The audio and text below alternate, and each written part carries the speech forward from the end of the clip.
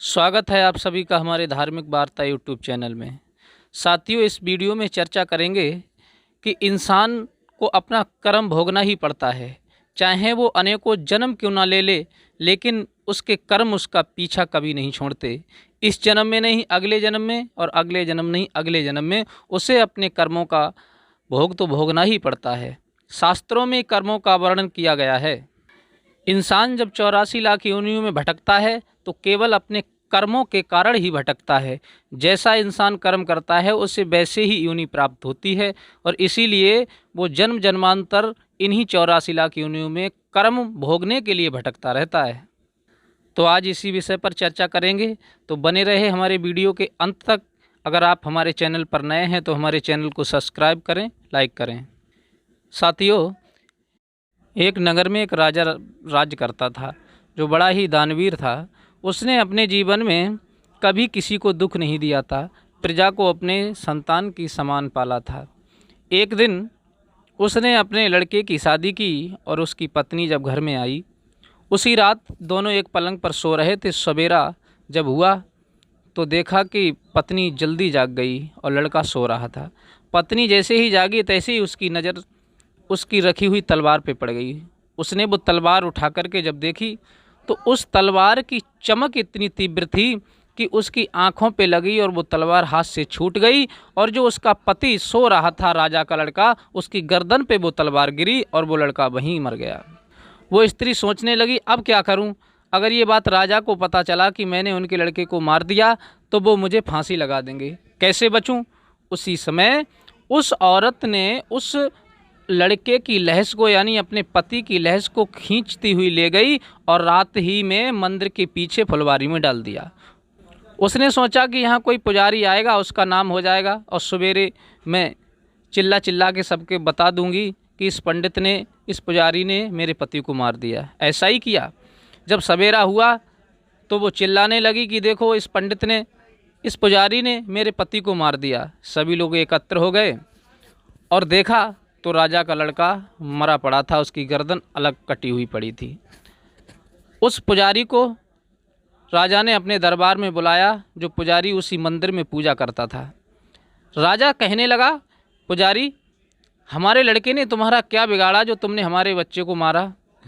वो पुजारी पंडित हाथ जोड़ करके कहने लगा, महाराज, मैंने आपके बच्चे को नहीं मारा है, आप जो चाहें वो सज़ा मुझे दे दीजिए, लेकिन मैंने आपके बच्चे को नहीं मारा है। राजा भी सोचने लगा, हैरत में पड़ गया कि इस पुजारी ने अपने जीवन में कभी एक चींटी नहीं मारी, किसी से एक शब्द बुरा नहीं कहा, लेकिन आखिर ये हमारे बच्चे को मारेगा तो मारेगा क्यों? क्या कारण था इसके मारने का? मुझे लगता है कि मेरे बच्चे को इसने नहीं मारा है, लेकिन सारे सबूत इसके खिलाफ हैं, लेकिन इसे सज़ा तो देनी ही पड़ेगी। राजा ने उस पंडित को सजा दी कि ऐसा करो, इस पंडित का एक हाथ काट दिया जाए, इसने हमारे बच्चे को मारा है। अब उस पंडित का हाथ तो कट गया, लेकिन वो पंडित पुजारी जो था रोता हुआ अपने गुरु के पास पहुंचा और गुरु से जाकर के बोला, गुरुदेव, मैंने अपने जीवन में कभी बुरा काम नहीं किया, कभी किसी को बुरा नहीं कहा, कभी मैंने अपने हाथ से एक चींटी तक नहीं मारी, लेकिन मेरा ये हाथ जो कटा वो कौन से पाप की वजह से मेरा ये हाथ कटा है? मुझे मेरे भविष्य के बारे में बताएं, मेरे जीवन के बारे में बताएं। मेरा ये हाथ किस पाप के कारण कटा है? मैंने कौन से जन्म में ये पाप किया जो इसकी सज़ा मुझे आज भोगने को मिल रही है? उस पुजारी के गुरुजी कहने लगे, बेटा, ऐसा करो, मैं आपके भविष्य के बारे में नहीं बता सकता, आपके जीवन के बारे में नहीं बता सकता। मेरे गुरु हैं जो इस समय काशी में हैं, उनके पास तुम चले जाओ, वो तुम्हारे बारे में अवश्य बता देंगे। आज वो पुजारी गुरुजी के पास पहुँचे और गुरुजी के दरवाजे पर जाकर के आवाज़ लगाई, गुरुजी हैं क्या? लेकिन गुरुजी तो नहीं थे, उनकी पत्नी थी। उनकी पत्नी निकल कर के आई और जैसे ही पूछा, माताजी, गुरुजी हैं घर पर? गुरु की पत्नी कहने लगी, कहाँ से आए हो? चले आते हैं सुबह सुबह, ना काम के ना काज के, और वो भी निकटा आने दो से।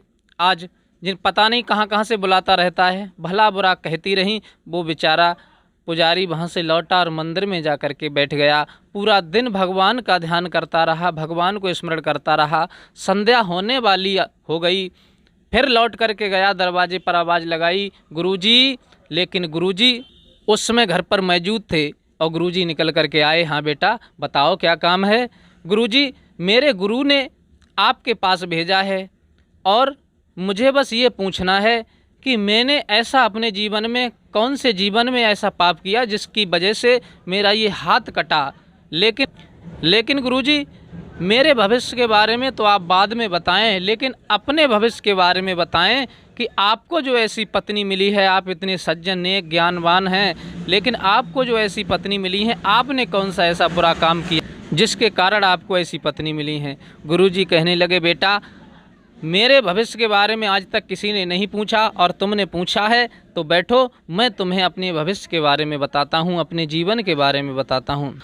सुनो बेटा, पूर्व जन्म में मैं एक कौवा था और मेरी ये पत्नी एक गधी थी। ये वजन ढोती थी और वजन ढोते ढोते इसके पीठ पे एक घाव हो गया था, जख्म हो गई थी, और मैं कौवा इसकी पीठ पर बैठ करके इसकी अपनी चोंच से इसकी जख्म को खरोंचता था, खोदता था।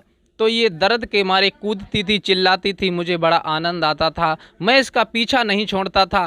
काफ़ी दिन हो गए मुझे इसको परेशान करते करते। एक दिन ये भाग गई, हरिद्वार पहुंची और मैं इसे ढूंढता हुआ वहीं हरिद्वार में पहुंचा और इसकी पीठ पर फिर बैठ गया और इसकी चोट को अपनी चोंच से फिर खरोदने लगा।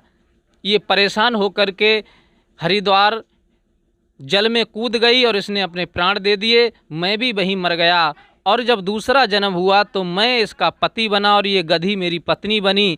पहले जन्म में मैंने अपनी चोंच से इसे खरीदा था और अब ये मेरी पत्नी होकर के मुझे अपनी बाड़ी से खरीद रही है। तो कर्म का भोग तो बेटा सभी को भोगना पड़ता है।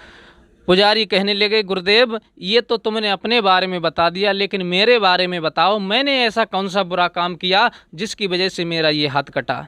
गुरुजी कहने लगे बेटा सुनो, तुम्हारा ये हाथ तुम्हारे पूर्व जन्म के पाप के कारण कटा है। पूर्व जन्म में एक तुम राजकुमार थे और वन में बैठ कर के भगवान की तपस्या कर रहे थे। उधर से एक गाय दौड़ती हुई आई और पीछे से एक कसाई उस गाय के पीछे पीछे दौड़ता हुआ आ रहा था गाय को पकड़ने के लिए। और उस कसाई ने तुमसे पूछा कि तुमने इधर गाय जाती हुई देखी, लेकिन तुम झूठ नहीं बोलते थे, तुमने सत्य बोलने का प्रण किया था। तो तुमने सच्चाई बता दी, अपने हाथ से इशारा कर दिया, इसी हाथ से इशारा किया जो हाथ तुम्हारा कटा है, इसी हाथ से इशारा किया था बेटा कि गाय इधर को गई है। वो कसाई उस गाय को पकड़ के लाया और वो गाय काट दी। तुम्हारी इशारे करने की वजह से वो गाय कटी थी, इस वजह से तुम्हारा ये हाथ कटा है। और सुनो बेटा, जो कसाई था वो राजा का लड़का बना और जो गाय थी वो उस लड़के की पत्नी बनी और तुमने इशारा किया तो तुम्हारा हाथ कटा। इसलिए इंसान को कर्म का भोग तो भोगना ही पड़ता है, चाहे वो कितने भी जन्म क्यों ना रख ले। इस जन्म में नहीं तो अगले जन्म में, और अगले जन्म में नहीं अगले जन्म में, बिना कर्म का भोग भोगे इंसान इस दुनिया से मुक्त नहीं होता। साथियों, इस वीडियो से आप अगर संतुष्ट हैं तो हमारे चैनल को सब्सक्राइब लाइक करें।